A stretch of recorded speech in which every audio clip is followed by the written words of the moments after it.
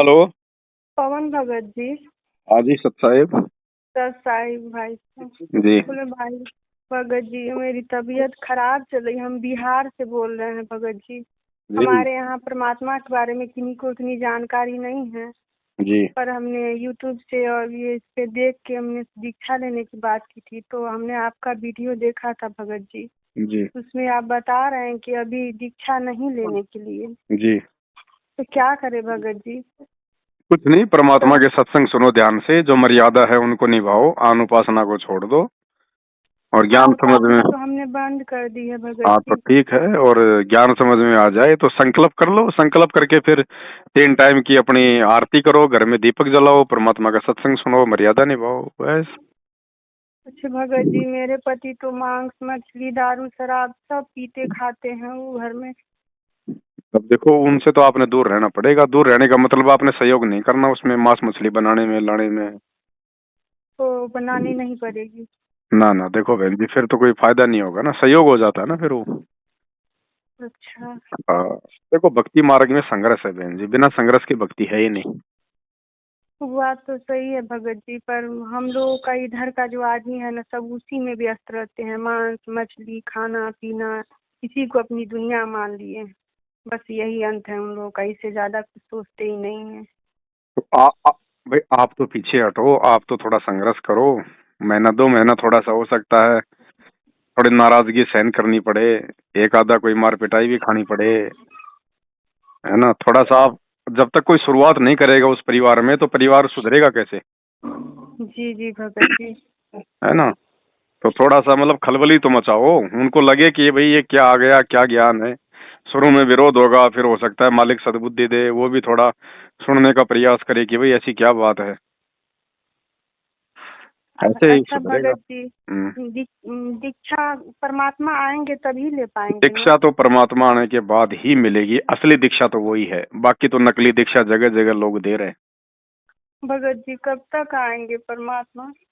देखो बहन जी, कुछ कह नहीं सकते, बाकी ये 2-2.5 साल तो मान लो आप। 2 ढाई साल? हाँ, आइडिया है, बाकी तो मालिक की मर्जी है, मालिक आना होता भी आ जाए। हाँ, ये बात भी तो सही है भगत जी। क्योंकि अब परमात्मा आएंगे तो बहन जी ऐसे नहीं आएंगे सामान्य तरीके से, अब तो पूरा देश दुनिया की परिस्थितियां बिगड़ेंगी, यहाँ आकार मचेगा। तब परमात्मा कुछ ऐसा होगा कि दुनिया उनको परमात्मा मानेगी। ऐसा ही हो भगत जी, ऐसा ही हो कि सब दुनिया उनको अब सही में परमात्मा ही माने। तभी आएंगे क्योंकि परमात्मा। अब ऐसा थोड़ी कि कोई बार बार जेल जाएंगे, बार बार वो होगा, ये लास्ट एंड फाइनल है। अच्छा। है ना। इसमें जब तक दुनिया के ढंग से कमर नहीं टूट लेगी ना, जब तक दुनिया ये उल्टे काम धाम करके नहीं छिक लेगी, और जब सबके काम बिगड़ेंगे और मौत दरवाजे पे खड़ी दिखाई देगी, तब दुनिया इनकी तरफ दौड़ेगी कि भाई और कोई रास्ता नहीं है। ऐसे थोड़ी कोई उनको परमात्मा मानेंगे लोग।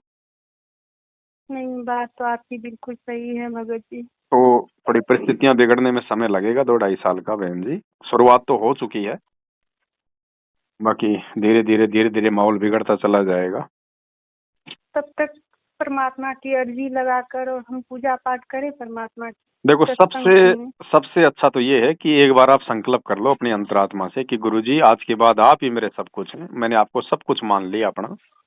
और परमात्मा, मेरी जी। मजबूरियां आप जानते हो, मेरी स्थितियां आपसे कोई छुपी हुई नहीं है, लेकिन मैं हम्म। आपको अपना परमात्मा मान चुकी हूँ। आप ही का सत्संग हम्म। सुनूंगी, आप ही का ज्ञान ग्रहण करूंगी, और जितना हम्म। हो सकेगा परमात्मा मैं आपकी मर्यादा भी निभाऊंगी, और आपका आरती भी करने का पूरा प्रयास करूंगी, दीपक भी जलाने का प्रयास करूंगी।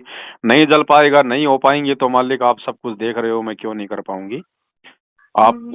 परमात्मा को अपने हृदय में बसा लो, और मालिक का जो सत्संग है उसको मत छोड़ो। सत्संग जब भी मौका लगे परमात्मा को सुनते रहिए आप। सुनती हूँ परमात्मा बस का तो सत्संग, पर मैं बहुत बीमारी हूँ भाई साहब।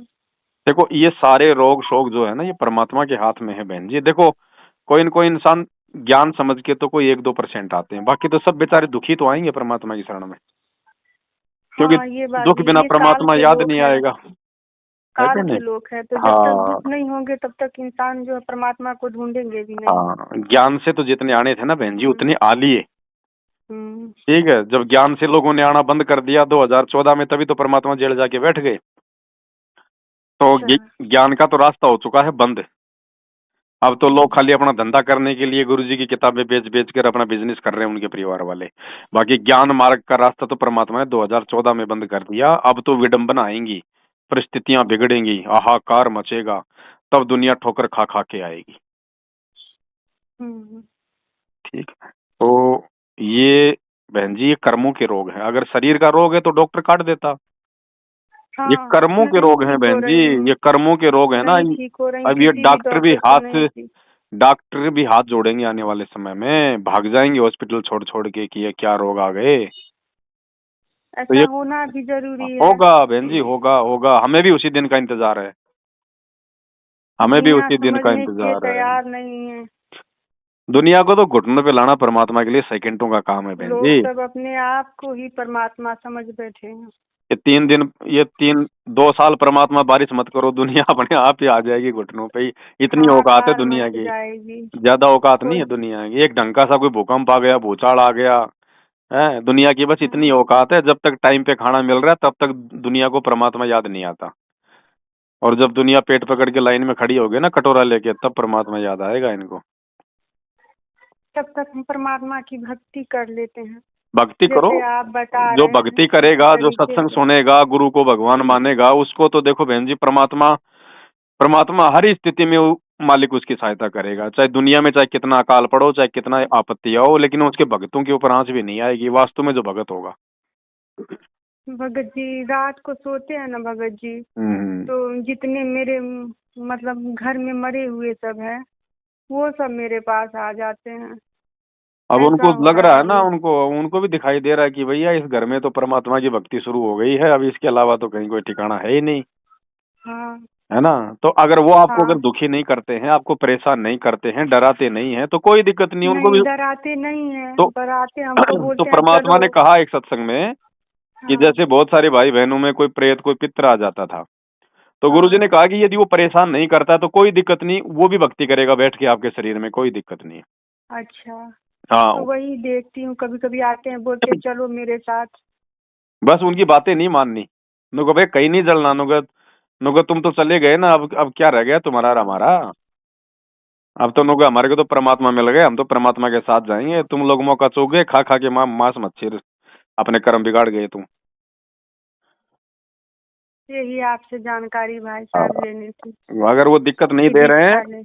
तो कोई दिक्कत नहीं है, उनको भी सुनने दो परमात्मा का सत्संग, उनके भी अच्छे नहीं कर्म बनेंगे। दिक्कत नहीं देते हैं, बस ऐसे ही कभी कभी बोलते हैं कि चलो मेरे साथ। हाँ, कहाँ चले नुको, तेरे साथ कोई नरक में थोड़ी जाना हमारे को तुम्हारे साथ। हाँ, हमें नरक में नहीं जाना, हमें परमात्मा की भक्ति बस करनी है। बाकी धीरे धीरे वो बंद हो जाएंगे फिर, जब परमात्मा की तरफ बढ़ेंगे ना, भक्ति करेंगे ना, तो धीरे तब धीरे। तक पूजा उनका हम सत्संग सुनते हैं, 3 हाँ, टाइम की सत्संग आरती सुन। करते हैं।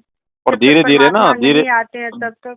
धीरे धीरे अपने पति का विरोध करना शुरू करो बहन जी। मांस मच्छी में उनको ना बना के देना है, ना ला के देना है ना। कभी कभार बोलते मजबूरी हैं हो जाए भक्तजन। तो बात हाँ आप देख लेना। बाकी आप उनका थोड़ा सा मतलब विरोध करो, धीरे धीरे विरोध करोगे तभी तो थोड़ा थोड़ा बात बनेगी हाँ, हमने ना। अभी बोला था घर में अभी हम नहीं बनाने देंगे आपको कुछ भी, नहीं तो नहीं। बाहर जाके खाते हैं। हाँ तो ठीक है, फिर बाहर ठीक है। बनवा के खा रहे हैं, बाहर पी रहे हैं, खा रहे हैं। हाँ ठीक है, ठीक है, आपके तो आपस छूटी बढ़िया रहा काम।